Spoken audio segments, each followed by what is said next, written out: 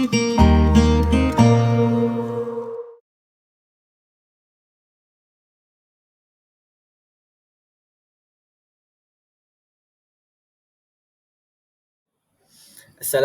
warahmatullahi wabarakatuh. Saya Muhammad Hadi Ahnaf bin Khairuddin akan menerangkan mengenai sejarah perkembangan tulisan dalam bahasa Melayu. Yang pertama ialah tulisan Pallava.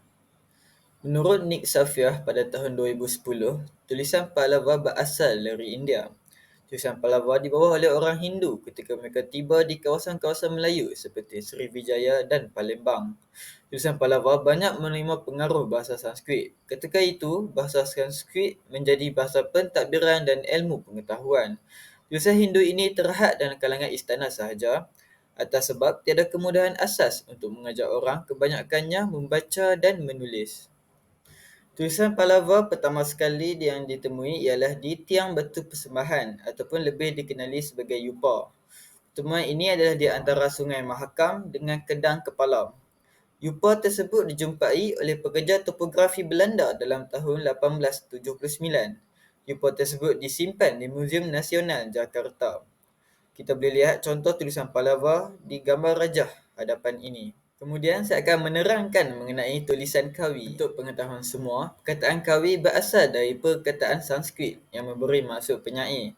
Tulisan Kawi ini berasal daripada huruf Vanki, Wengi, yang dibawa oleh orang India dari Coromandel. Tulisan Kawi ini digunakan untuk menulis dalam bahasa Kawi yang dituturkan oleh orang Jawa. Pada peringkat awal, tulisan Kawi ini ditulis pada daun lontar dan kemudiannya mula ditulis pada batu. Bukti penggunaan tulisan Kawi ini ialah melalui inskripsi di Sumatera Utara, Joreng dan juga Tapanuli. Menurut Nick Safiah pada tahun 2010, sistem tulisan Kawi telah menurunkan pelbagai bahasa daerah seperti Lampung, Rejang, Batak dan juga Kerinci. Kita boleh melihat contoh tulisan Kawi pada dua gambar rajah yang berada di hadapan. Untuk pengetahuan semua juga, tulisan Kawi ini lenyap sepenuhnya pada tahun 1400 Masihi dengan runtuhnya kerajaan Majapahit. Yang seterusnya, saya akan menerangkan mengenai tulisan Jawi. Pertama sekali, apakah itu tulisan Jawi? Tulisan Jawi ialah huruf-huruf Arab yang digunakan di Kepulauan Melayu. Kepentingan tulisan Jawi ialah salah satu medium yang memainkan peranan yang penting dalam perkembangan Islam di alam Melayu. Terdapat juga sejarah tulisan Jawi. Tulisan Jawi ini mula berkembang di tanah Melayu menerusi aktiviti perdagangan orang Arab. Berasal dari perkataan Arab Jawah dan kemudian diselaraskan oleh orang Melayu. Tulisan Jawi ini juga diadaptasi oleh bahasa Melayu dari tulisan Arab dan dibuat beberapa tambahan. Terdapat pelbagai kegunaan tulisan Jawi. Antaranya ialah tulisan Jawi digunakan dalam prasasti atau batu bersurat, digunakan juga di atas batu nisan, digunakan juga dalam piagam atau surat permasyuran, digunakan juga dalam kitab dan buku, dan tulisan Jawi juga digunakan dalam surat kiriman antara raja. Menurut Ahmad Johari Moain, tulisan Jawi ini telah digunakan oleh orang Melayu dalam berbagai-bagai jenis lapangan dan kegiatan penulisan seperti menghiasi dinding masjid, seni khat dan menghiasi mihrab. Tulisan Jawi ini juga telah mempengaruhi banyak kawasan seperti contoh Minangkabau, Bugis, Aceh dan juga Filipina. Gambar di hadapan saya ini boleh dijadikan sebagai contoh tulisan Jawi. Selanjutnya, saya akan menerangkan mengenai sistem ejaan Za'ba. Sistem ejaan Za'ba ini ialah sistem yang pertama dalam sistem ejaan Rumi bahasa Melayu. Sistem ini telah dihasilkan di SITC, MPSI. Sistem ini telah dijadikan sistem ejaan rasmi dalam kerajaan Malaysia. Digantikan dengan sistem ejaan bahasa Melayu pada 16 Ogos 1972. Sistem ini tidak menggunakan teknik linguistik dan teori kerana ianya melambangkan bunyi-bunyi bahasa Melayu melalui huruf-huruf Rumi yang digunakan dalam sistem ejaan Jawi bahasa Melayu. Tetapi huruf Jawi dan Rumi tidak ada dalam bahasa Melayu untuk melambangkan bunyi. Untuk mencukupkannya, grafem dan tanda-tanda baru telah digunakan. Sistem ejaan Rumi Za'ba.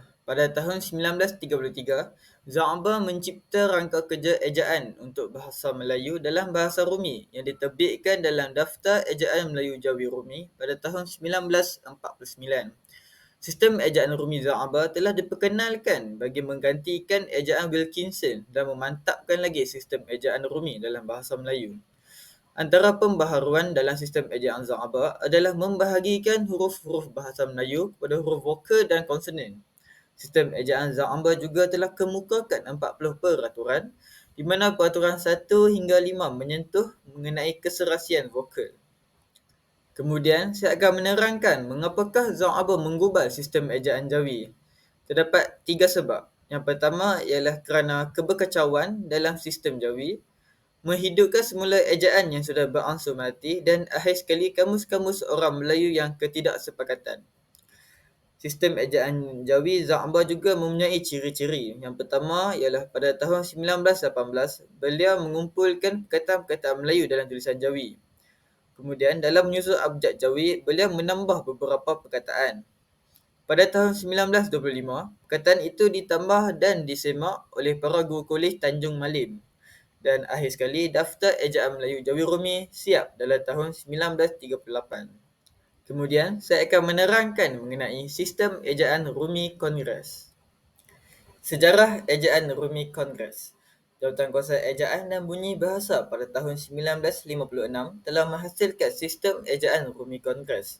3 kertas kerja mengenai ejaan dan bunyi bahasa Melayu telah dihalusi oleh sidang tersebut.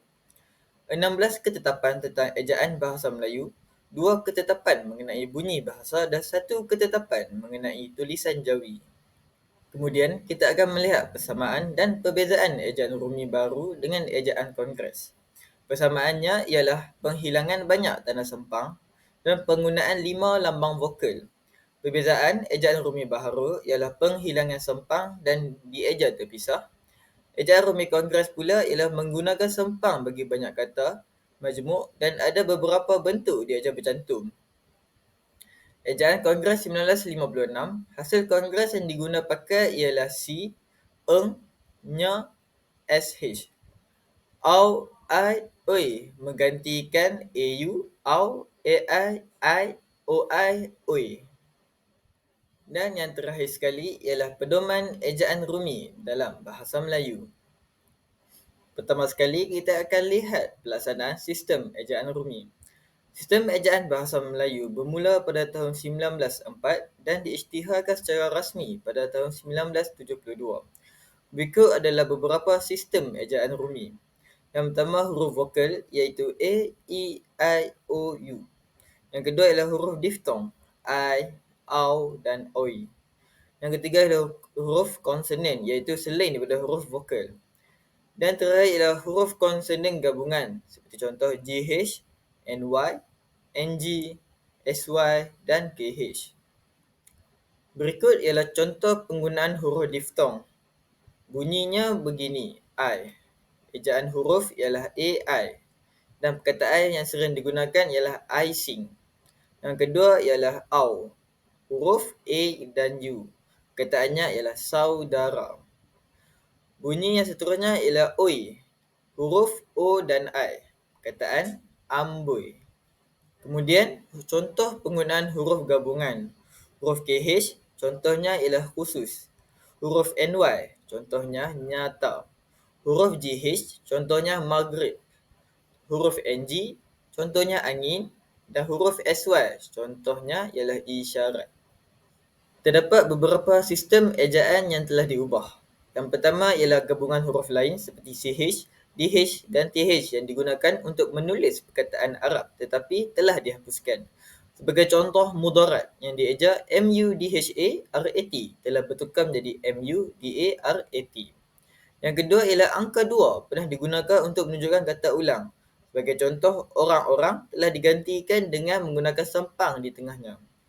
Ketiga, tanda koma digunakan sebagai lambang huruf konsonan namun telah digantikan dengan huruf K. Sebagai contoh, makna kepada makna.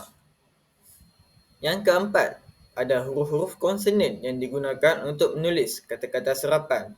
Sebagai contoh, PS untuk psikologi.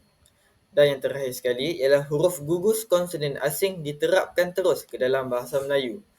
Contoh plastik pada bahasa Inggeris, masih lagi dalam bahasa Melayu ialah plastik. Itu sahaja daripada saya. Saya akan serahkan kepada kawan saya untuk menerangkan mengenai topik yang seterusnya. Terima kasih. Saya Puteri Nur Alim binti Hassan. Saya akan membentangkan tentang sejarah perkembangan bahasa Melayu pra-merdeka dan pasca-merdeka. Pertama, peranan pejabat karang mengarang. Mari kita lihat pengenalan tentang pejabat karang mengarang. Pejabat karang mengarang diilhamkan oleh Oti Doset, ditubuhkan di Maktab Perguruan Sultan Idris MPSI pada tahun 1942. Dan pengasas pengetua maktab iaitu Oti Doset. Penasihat dia ialah R.O. Wisted dan Oti Doset. Dan ketua pengarang dan penterjemah kanan ialah Za'aba. Peranan pejabat karang mengarang. Pertama, memperjuangkan kedaulatan bahasa dan kesusasteraan Melayu. Kedua, menerbitkan buku untuk bacaan sekolah Melayu dalam bidang penulisan, ejaan dan tata bahasa. Contoh buku Pelita Bahasa Melayu. Ketiga, membina asas pengetahuan bahasa Melayu dan ilmu karang mengarang. Keempat, memajukan pendidikan orang Melayu.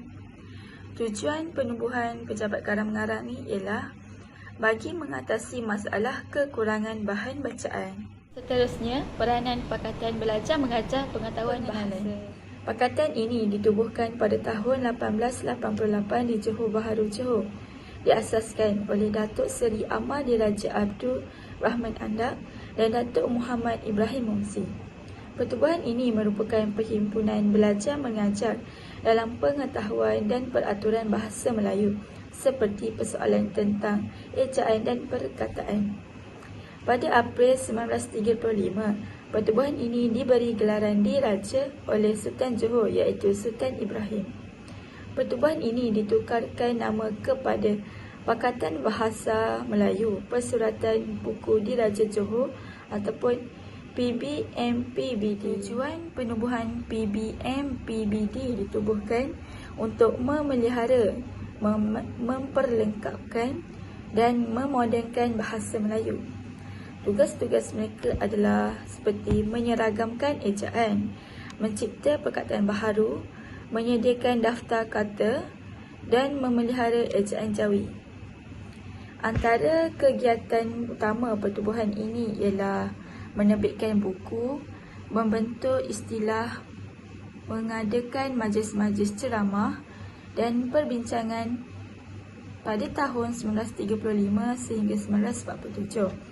Pertubuhan ini berjaya menerbitkan 34 buah buku. 16 buah buku daripadanya adalah tentang ilmu bahasa Melayu dan selebihnya berkaitan dengan sejarah, kebudayaan, riwayat perjalanan dan maklumat tentang PBMPBD. Pertubuhan ini juga mengubah istilah seperti jurucakap, setiausaha, kerja raya dan jadual waktu. Seterusnya, mari kita lihat peranan Angkatan Sastrawan 50 ataupun Asas 50. Pengenalan Asas 50. Asas 50 merupakan pertubuhan sebelum merdeka yang paling besar sumbangannya kepada perancangan dan perkembangan bahasa Melayu. Ditubuhkan pada 6 Ogos 1950 dan dibentuk oleh Angkatan Penulis Muda seperti Tongkat Waran, Keris Mas, Samad Ismail dan Mansuri SN Ashraf. Pengurus dalam Asas 50 terdiri daripada mereka yang pernah menyertai parti-parti politik yang progresif memperjuangkan kemerdekaan. Mereka berhasrat untuk memerdekakan tanah Melayu daripada penjajah. Perjuangan tertumpu kepada pembaharuan dalam sastra. Peranan Asas 50 dalam ejaan, peristilahan dan mengangkat bahasa Melayu sebagai bahasa kebangsaan. Sumbangan Asas 50 penting dalam bidang bahasa dan persuratan negara ketika negara menuju ke arah kemerdekaan. Asas 50 juga mencadangkan penubuhan Balai Pustaka yang kini ialah DBP. Asas 50 turut mencadangkan supaya bahasa Melayu diberi nilai ekonomi dengan mengutamakan kelulusan dalam bahasa Melayu untuk memperoleh pekerjaan. Asas 50 berjaya anjurkan Kongres Bahasa Persuratan Melayu pertama iaitu pada tahun 1952 memutuskan untuk menjadikan bahasa Melayu sebagai bahasa kebangsaan. Seterusnya, bahasa Melayu dalam sistem pendidikan. Laporan Barnes 1951, pengenalan. Dipengerusikan oleh L.J. Barnes. Tujuan laporan ini adalah untuk mengkaji dan memperbaiki pendidikan bagi orang Melayu. Laporan ini memainkan peranan yang penting dalam menentukan sistem pendidikan di negara Malaysia selepas merdeka. Cadangan laporan Barnes 1951. Cadangan radikal iaitu menghapuskan sekolah vernakular yang menggunakan bahasa ibunda mereka sebagai bahasa penghantar. Menubuhkan sekolah dui bahasa manakala bahasa penghantar adalah bahasa Melayu dan bahasa Inggeris. Sekolah-sekolah Melayu, Cina dan Tamil ditukarkan menjadi kepada sekolah kebangsaan. Pelajaran agama menggantikan mata pelajaran jawi di sekolah. Ini supaya dapat kurangkan beban ibu bapa untuk menghantar anak-anak ke sekolah. Laporan Barnes memberikan pendidikan percuma selama 6 tahun. Bahasa Melayu wajib diajar di sekolah Inggeris dan bahasa Inggeris wajib diajar di sekolah Melayu. Namun, terdapat kontroversi yang timbul. Antaranya adalah orang Melayu berpendapat sistem ini mementingkan bahasa Inggeris. Orang India pula meminta kerajaan mengkaji semula kedudukan sekolah Tamil, manakala orang Cina menganggap sistem ini menjejaskan bahasa dan budaya mereka. Oleh disebabkan tentangan-tentangan di atas, telah membawa kepada wujudnya laporan Fan Wu. Laporan Fan-Nalan. Jawatan kuasa Fan Wu ditubuhkan di bawah pimpinan Dr. W.P. Fan dan Dr. Wu Tehya. Dr. W.P. Fan ialah pakar pendidikan dari Amerika Syarikat dan Dr. Wu Tehya ialah pegawai Pertubuhan Bangsa-Bangsa Bersatu. Modus operandi jawatan kuasa ini adalah untuk mengkaji potensi sekolah Cina di Tanah Melayu. Cadangan laporan Fan Wu adalah menyokong sistem persekolahan majmuk dikekalkan dan memberi pengiktirafan terhadap bahasa Cina selain bahasa Melayu dan bahasa Inggeris. Memperkasakan sekolah-sekolah vokasional dan menyediakan buku teks yang menggambarkan kecintaan terhadap Tanah Melayu. Mencadangkan supaya menghapus pengaruh politik serta campur tangan masyarakat dalam pentadbiran sekolah. Ordinan Pelajaran 1952 mengkaji cadangan laporan Barnes dan laporan Fan Wu serta mencari jalan tengah yang terbaik. Ordinan ini digubal untuk memajukan lagi sistem pendidikan di Tanah Melayu mengikut kesesuaian masa. Ordinan Pelajaran 1992 menetapkan bahawa sekolah kebangsaan sebagai corak sistem persekolahan. Bahasa Cina dan bahasa Tamil sebagai bahasa ketiga tetapi tidak menjadi sebahagian daripada sistem persekolahan kebangsaan. Usul dalam ordinan tidak dilaksana kerana terdapat masalah. Antara masalahnya ialah kekurangan guru terlatih untuk sekolah kebangsaan, kekurangan keuangan bagi pembiayaan rancangan, mendapat tentangan dari kaum Cina dan India terhadap bahasa penghantar kerana mereka mahukan bahasa ibunda mereka sendiri. Oleh itu, jawatan kuasa khas mencadangkan untuk penggunaan bahasa Melayu dan bahasa Inggeris dijalankan secara beransur-ansur. Penggunaan 3 bahasa di sekolah Cina dan Tamil untuk diserap ke dalam sistem persekolahan kebangsaan. Penubuhan sekolah-sekolah vokasional. Pendidikan agama diajarkan pada waktu persekolahan. Penyata Razak 1956. Pengenalan. Jawatan Kuasa Pendidikan 1956 dipengerusikan oleh Datuk Abdul Razak Husin sebagai Menteri Pelajaran pada masa itu. Laporan jawatan kuasa ini dikenali sebagai Penyata Razak 1956. Penyata Razak mengemukakan 2 elemen penting dalam dasar pendidikan yang dapat menyuburkan semangat perpaduan negara. Pertama, sistem persekolahan yang sama bagi semua penduduk dan penyeragam. Mari kita lihat cadangan Penyata Razak 1956. Pertama, Sukatan pelajaran yang sama untuk semua sekolah di Tanah Melayu. Yang kedua, bahasa penghantar utama adalah bahasa Melayu. Yang ketiga, mewajibkan bahasa Melayu dan bahasa Inggeris bagi semua sekolah rendah dan sekolah menengah. Keempat, sekolah-sekolah rendah ditukarkan kepada sekolah kebangsaan. Sekolah jenis kebangsaan boleh menggunakan bahasa ibunda masing-masing sebagai bahasa penghantar. Yang kelima, satu jenis sekolah untuk semua kaum. Yang keenam, guru sekolah rendah dan menengah haruslah yang berkelayakan sahaja. Yang ketujuh, semua guru diletakkan di bawah perkhidmatan profesional dan penubuhan jemaah Nazir Persekutuan. Yang ke-8, semua sekolah dikelolakan oleh penguasa pelajaran tempatan. Yang ke-9, sistem peringkat menengah terdapat 3 bahagian iaitu Sekolah Menengah Rendah SMR, Sekolah Menengah Atas SME dan pra-universiti. Pengenalan Bahasa Melayu Moden. Bahasa Melayu moden di Tanah Melayu bermula pada abad ke-19. Bahasa Melayu moden merupakan kesinambungan daripada Bahasa Melayu Klasik. Bahasa Melayu moden menerima pengaruh bahasa Inggeris yang kuat. Bahasa Melayu moden berkembang pesat setelah Tanah Melayu merdeka pada tahun 1997. Perkara 152 Perlembagaan Malaysia menetapkan Bahasa Melayu sebagai bahasa kebangsaan. Bahasa Melayu berperanan sebagai bahasa rasmi, bahasa pentadbiran, bahasa perhubungan umum, bahasa penghantar dan bahasa ilmiah di sekolah dan institusi pengajian tinggi. Perancangan bahasa dilakukan oleh pihak Dewan Bahasa dan Pustaka. Dengan adanya perancangan bahasa, taraf bahasa Melayu perlu dipertingkatkan untuk mencapai status bahasa Melayu moden. Perkembangan bahasa Melayu moden. Bahasa Melayu pada abad ke-19. Pada abad ke-19, pengaruh Barat sangat dominan di Asia Tenggara. Kedatangan Barat telah membawa banyak perubahan kebudayaan dan tamadun di Nusantara. Tulisan Rumi telah menggantikan tulisan Jawi. Tulisan Rumi berkembang pesat dalam bidang pendidikan. Pembukaan sekolah-sekolah Melayu juga mempercepat perkembangan bahasa Melayu moden. Bahasa Melayu pada abad ke-20. Pada abad ini, penguasaan bahasa Inggeris di Tanah Melayu semakin kuat mencakupi keseluruhan Tanah Melayu bermula daripada Perjanjian Bangkok 1909 dengan Kerajaan Siam.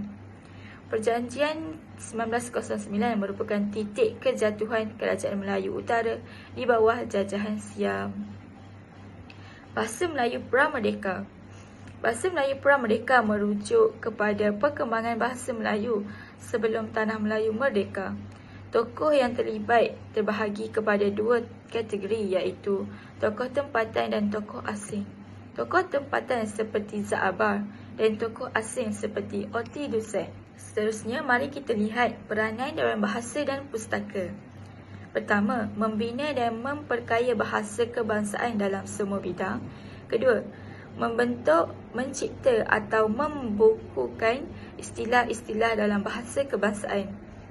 Yang ketiga, membantu dalam percetakan atau penerbitan buku, majalah serta bentuk kesusasteraan lain dalam bahasa kebangsaan.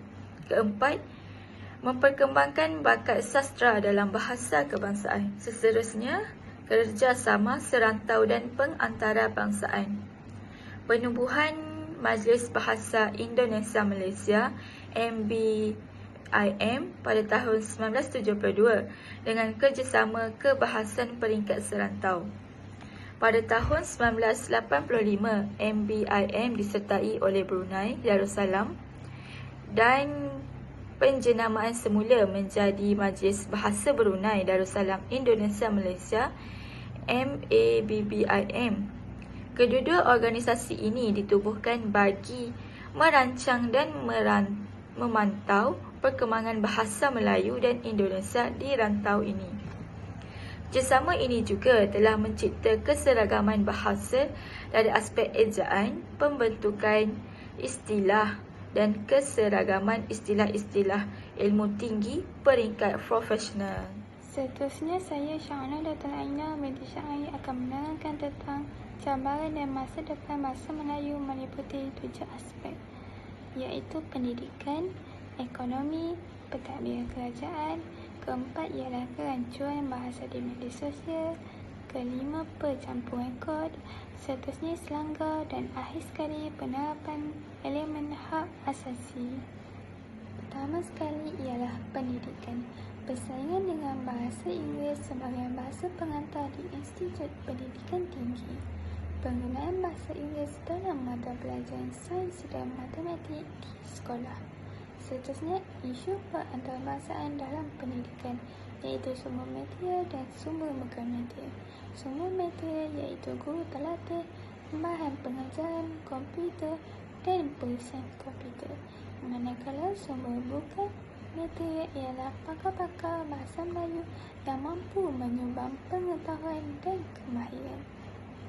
Selain itu, pertandingan bahasa Melayu kurang dianjurkan menyebabkan penglibatan murid dalam bahasa Melayu kurang. Minat pelajar terhadap subjek bahasa Melayu semakin berkurang dan guru tidak menekankan aspek-aspek bahasa Melayu dalam pembelajaran. Adalah aspek pendidikan bagi mematlamatkan bahasa Melayu. Pertama, kerjasama Kementerian Pendidikan Malaysia KPM dengan Pusat Pengajian Tinggi di luar negara dalam pengajian bahasa Melayu. Seterusnya, penumbuhan Majlis Antarabangsa Bahasa Melayu MABM melambangkan komitmen dan kesungguhan kerajaan untuk mengglobalisasikan bahasa Melayu di pesada dunia. Contohnya, Universiti Hancock Korea dan Universiti Dalhousie Melbourne, Australia. Seterusnya ialah ekonomi. Faktor pembangunan sesebuah negara ialah bahasa kerana bahasa merupakan medium untuk menyampaikan maklumat. Isu bahasa Melayu dikatakan tiada nilai ekonomi, nilai sosial dan suka digunakan dalam urusan perdagangan, seolah-olah bahasa Inggeris sahaja yang digunakan dalam urusan ekonomi. Sebagai contoh, rancangan televisyen negeri ISA11 dikendalikan dalam bahasa Inggeris, manakala rancangan televisyen selain kewangan dikendalikan dalam bahasa Melayu, seperti majalah 3. Seterusnya, urusan kewangan mengutamakan bahasa apabila dijalankan dalam peringkat antarabangsa. Contohnya, warga Malaysia dan warga Perancis akan menggunakan bahasa Inggeris sebagai medium komunikasi. Oleh itu, maklumat daripada bahasa asing dibawa masuk ke dalam bahasa Melayu. Maklumat yang dibawa dalam bahasa Melayu lebih mudah difahami dan menjadi operasi perekonomian lebih berkesan. Jafar Jambi 2008. Akhir sekali, bahasa Melayu kini menampilkan nilai-nilai ekonomi apabila menjadi bahasa dalam proses penyebaran maklumat berkaitan ekonomi. Seterusnya ialah pentadbiran kerajaan. Cabarannya ialah kemerosottan penggunaan bahasa Melayu kerana kalangan pemimpin yang tidak memainkan peranan dalam mematlamatkan bahasa Melayu. Alasannya ialah pengaruh penjajahan British yang menggunakan bahasa Inggeris dalam pentadbiran dan kerisauan terhadap kekurangan istilah bahasa Melayu bagi menggantikan bahasa Inggeris yang telah digunakan. Seterusnya ialah usaha kerajaan demi masa depan bahasa Melayu. Pertama ialah bahasa Melayu dimaktubkan sebagai bahasa rasmi negara Malaysia dan bahasa kebangsaan sejak 1957. Usaha ini dapat dilihat melalui semua urusan rasmi seperti penulisan surat dan minit masyarakat serta penyediaan laporan ditulis dalam bahasa Melayu. Peningkatan kerjasama strategik dengan pelbagai pihak. Kejadian persefahaman diperkukuh dengan pihak awam dan swasta serta pihak luar negara. Seterusnya, kerjasama sukarelawan bahasa dan sastra melaksanakan program bahasa dan sastra. Selain itu, kerjasama Majlis Sastra Asia Tenggara ditingkatkan, iaitu MASTERA. Dan akhir sekali, kerjasama pihak kedutaan Malaysia di luar negara dipupuk bagi memastikan bahasa dan perseratan Melayu disebarkan secara meluas ke peringkat antarabangsa. Rancuan bahasa di media sosial dipengaruhi oleh bahasa dialek atau daerah, pengaruh bahasa asing, pengaruh bahasa novel atau pengaruh bahasa rojak. Kerancuan bahasa di media sosial iaitu menggunakan kesalahan bahasa di media sosial. Contohnya, menggunakan perkataan dan ejaan yang salah. Kemajuan bahasa juga termasuk dari aspek sebutan, ejaan, kosakata, istilah dan lafaz bahasa. Generasi akan datang akan terbiasa dengan bahasa Melayu yang salah. Hal ini dapat menjejaskan keindahan bahasa Melayu dan imej bahasa Melayu sebagai bahasa kebangsaan mundur. Dan pula ialah percampuran kod. Percampuran kod ialah dialog daripada gabungan dua bahasa, iaitu bahasa Inggeris dan bahasa Melayu. Sebagai contoh, you nak pergi mana? You ialah bahasa Inggeris dan nak pergi mana ialah bahasa Melayu. Hal ini mencabar kedaulatan bahasa Melayu kerana penggunaan bahasa Melayu yang tidak betul. Selain itu, kekurangan pemilihan kata bahasa Melayu kerana lebih terdedah kepada bahasa Inggeris dan keunikan bahasa Melayu itu sendiri akan hilang. Percampuran kod atau bahasa wajak ini terhasil kerana mudah terpengaruh dengan pengaruh luar, dididikan sejak kecil dan menganggap bahasa Melayu ialah bahasa yang remeh. Mereka akan menggunakan percampuran kod apabila ingin menyatakan sesuatu yang ingin dinyatakan dalam bahasa Melayu. Kerana sesuatu tersebut susah, maka mereka akan menggunakan bahasa lain seperti bahasa Inggeris. Selanggar, bahasa yang digunakan oleh satu kelompok manusia dan hanya kelompok berkenaan sahaja yang dapat memahaminya, terutama golongan remaja. Sebagai contoh, sengkit iaitu miskin, kantoi bermaksud gagal dan pecel bermaksud apa cerita. Bahasa selanggar ialah penggunaan bahasa yang tidak teratur dan tidak mengikut peraturan tata bahasa. Ianya menjejaskan kedaulatan bahasa dan menyebabkan bahasa Melayu terhakis. Dan matlamat untuk mengembangkan bahasa Melayu terhalang. 8 elemen hak asasi. Suruhanjaya hak asasi manusia seakan ditubuhkan untuk melindungi hak asasi manusia. Seterusnya memupuk kesedaran dan menyediakan pendidikan berkaitan hak asasi manusia. Selain itu, menasihati dan membantu kerajaan dalam merumuskan pandangan. Akhir sekali, menyiasat aduan berkaitan perlindungan hak asasi manusia.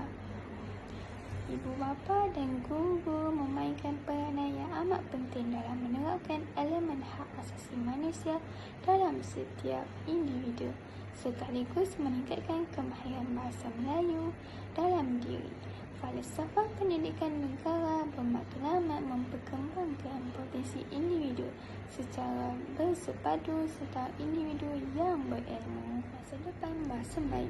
Generasi muda merupakan harapan negara untuk memartabatkan bahasa Melayu ke peringkat antarabangsa. Bahasa Melayu perlu dijaga agar tidak pupus ditelan kemajuan teknologi. Antara langkah-langkah untuk mengekalkan kedaulatan bahasa Melayu ialah kerajaan memainkan peranan yang amat penting dalam memastikan penggunaan bahasa Melayu yang betul dan dapat disebarkan ke peringkat global. Seterusnya, ibu bapa perlulah menerapkan kemahiran pembelajaran bahasa Melayu dalam kalangan anak-anak. Pihak sekolah pula perlu mendalami ilmu bahasa dan ilmu pendidikan untuk memupuk penggunaan bahasa Melayu dalam kalangan pelajar.